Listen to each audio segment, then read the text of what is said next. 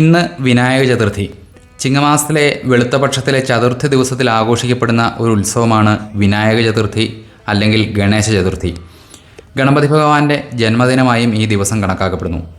പണ്ട് മഹാരാഷ്ട്രയിലും മറ്റു ഉത്തരേന്ത്യൻ സംസ്ഥാനങ്ങളിലുമൊക്കെയായിരുന്നു ഏറ്റവും അധികം ഇത് ആഘോഷിച്ചിരുന്നെങ്കിൽ ഇപ്പോഴത് കേരളമടക്കമുള്ള മറ്റു ദക്ഷിണേന്ത്യൻ സംസ്ഥാനങ്ങളിലും വലിയ ഒരു ആഘോഷമായി തന്നെ മാറിയിട്ടുണ്ട്. ആനയോട്ടും മഹാഗണപതി ഹോമങ്ങളുമൊക്കെയായി കേരളത്തിലും ഇത് വലിയൊരാഘോഷമാണ്. ഈ വിനായക ചതുർത്ഥിയുമായി ബന്ധപ്പെട്ട് ഒരുപാട് കഥകളുമുണ്ട്. അതിൽ രസകരമെന്ന് തോന്നിയ ഒരു കഥ പറയാം.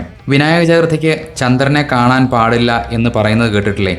അല്ലെങ്കിൽ അവനെ കാണുന്നത് തന്നെ ഒരു ചതുർത്ഥിയാണ് എന്നൊക്കെയുള്ള പ്രയോഗങ്ങളൊക്കെ ഇല്ലേ? ഒരിക്കൽ തൻ്റെ ജന്മദിനത്തിൻ്റെ അന്ന് കുബേരൻ്റെ രാജധാനിയിൽ നിന്നും വിരുന്നും കഴിഞ്ഞ് തൻ്റെ വാഹനമായി മൂഷികൻ്റെ പുറത്തു കയറി മടങ്ങുന്ന സമയം കിട്ടിയത് മുഴുവനും അകത്താക്കിയതിനാൽ ഗണപതിയുടെ വയർ വല്ലാതെ നിറഞ്ഞിരുന്നു. അങ്ങനെ സാവധാനം സഞ്ചരിക്കുന്ന സമയം വഴിയിൽ പെട്ടെന്നൊരു പാമ്പ് കുറുകെ ചാടിയതും ഭയന്നു പോയ മൂഷികൻ പെട്ടെന്ന് പുറകോട്ടോടി. ഇതോടെ നിയന്ത്രണം വിട്ട ഗണപതി ഭഗവാൻ ഉരുണ്ട് താഴെ വീഴുകയും ചെയ്തു.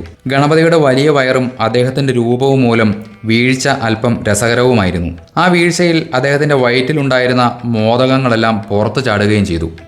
ദേഷ്യം വന്ന ഗണപതി താഴെ വീണ മോദകങ്ങളെല്ലാം വീണ്ടും അകത്താക്കിയതിനു ശേഷം ആ പാമ്പിനെ പിടിച്ച് തൻ്റെ വയറ്റിൽ കെട്ടിയിട്ടു. ഈ കാഴ്ചകളെല്ലാം കണ്ടുകൊണ്ട് മുകളിലിരുന്ന ചന്ദ്രന് ചിരിയടക്കാൻ കഴിഞ്ഞില്ല. തന്നെ നോക്കി പരിഹസിച്ച് ചിരിച്ച ചന്ദ്രനെ ഗണപതി കോപത്തോടെ ശപിച്ചു. എന്നെ പരിഹസിച്ച നിന്റെ മുഖം ഇന്നു മുതൽ ആരും കാണാതിരിക്കട്ടെ.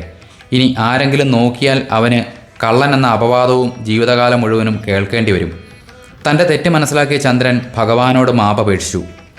ചന്ദ്രദേവന്റെ പശ്ചാത്താപം കണ്ട ഭഗവാന്റെ മനസ്സലിഞ്ഞു. എന്നെ പരിഹസിച്ച് നിനക്ക് പൂർണ്ണമായും ശാപമോചനം ലഭിക്കില്ല.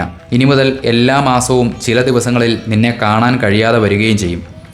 അതുപോലെ എൻ്റെ ജന്മദിനമായ വിനായക ചതുർത്ഥിക്ക് നിന്നെ കാണുന്നവർ കള്ളൻ എന്ന അപവാദം കേൾക്കേണ്ടിയും വരും.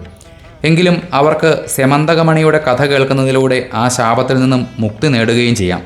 അന്നു മുതലാണത്രേ വിനായക ചതുർത്ഥിക്ക് ചന്ദ്രനെ നോക്കരുതെന്ന വിശ്വാസം നിലവിൽ വന്നത്. ഇതൊരു കഥയാണെങ്കിലും ഇതിൽ വലിയൊരു ഗുണപാഠവുമുണ്ട്.